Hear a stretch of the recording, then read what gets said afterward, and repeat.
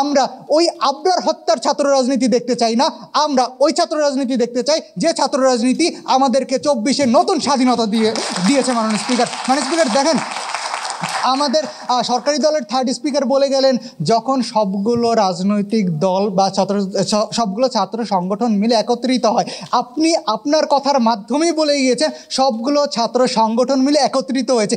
আপনি কি এটাকে কিভাবে ছাত্র রাজনীতির বাইরে বলেন? আমার আসলে বোধগম্য না।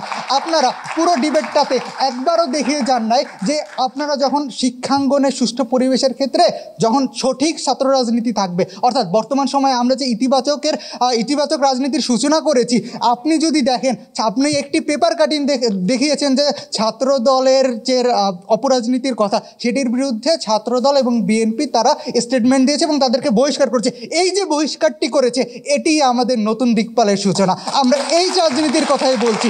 অর্থাৎ যখনই ছাত্রদলের, আমরা এর আগে কখনই শুনিনি যে ছাত্রদলের সভাপতি এসে একটি পাবলিক মিডিয়ায় এসে বলেছেন যে আমার দলের কোনো রাজনৈতিক কর্মী যদি কোনো ধরনের কোনো অপরাধ করেন, হয় তাদের পুলিশে ধরিয়ে দেন, নাহলে আমাদেরকে খবর দিন, আমরা তাদেরকে সাথে সাথে বহিষ্কার করব।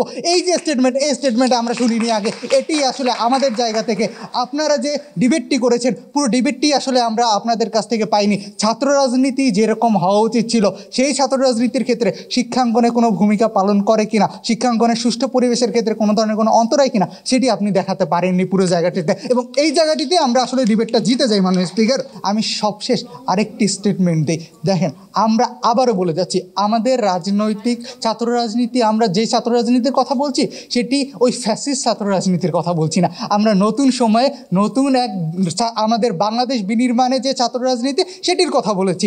আপনারা এই ছাত্র রাজনীতিতে একটিও ফল দেখিয়ে যেতে পারেন নাই। অর্থাৎ আপনারা যেহেতু এই ছাত্র রাজনীতিতে কোনো ধরনের কোনো ফল দেখিয়ে যেতে পারেন নাই, বর্তমান প্রেক্ষাপটে আপনাদের এই দাবিটি কোনোভাবেই এই সংসদে গৃহীত হওয়ার যোগ্যতা রাখে না। ধন্যবাদ মাননীয় স্পিকার, ধন্যবাদ সবাইকে।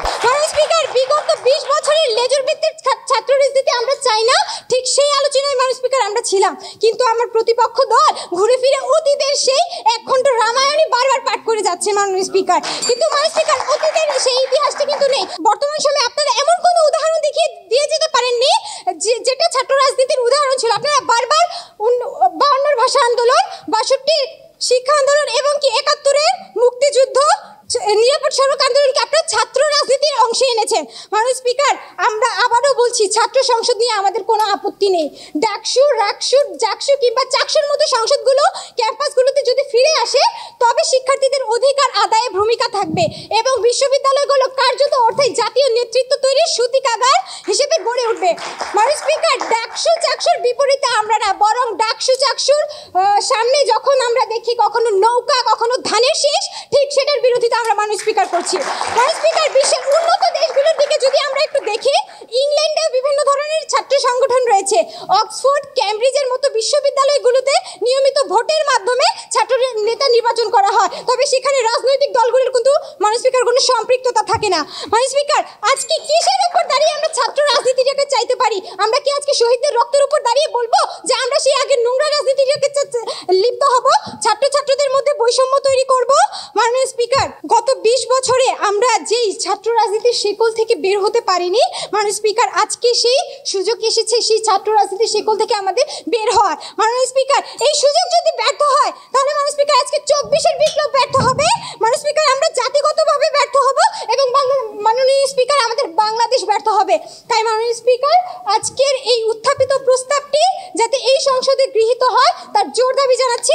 ধন্যবাদ মাননীয় স্পিকার, ও ধন্যবাদ সবাইকে। সুষ্ঠু রাজনৈতিক চর্চা কি আসলে আমরা শিক্ষাগণে চালাতে পারবো? শিক্ষাগণে কি ছাত্র রাজনীতি থাকতে হবে কি হবে না? এটা থাকলে ভালো হবে কি ভালো হবে না, সেই বিষয়ে কিন্তু আমাদের গত 15 বছর অভিজ্ঞতা থেকে কিন্তু এখন নানাভাবে নানা প্রশ্ন তৈরি হয়েছে, ভিন্ন ভিন্ন মত তৈরি হয়েছে।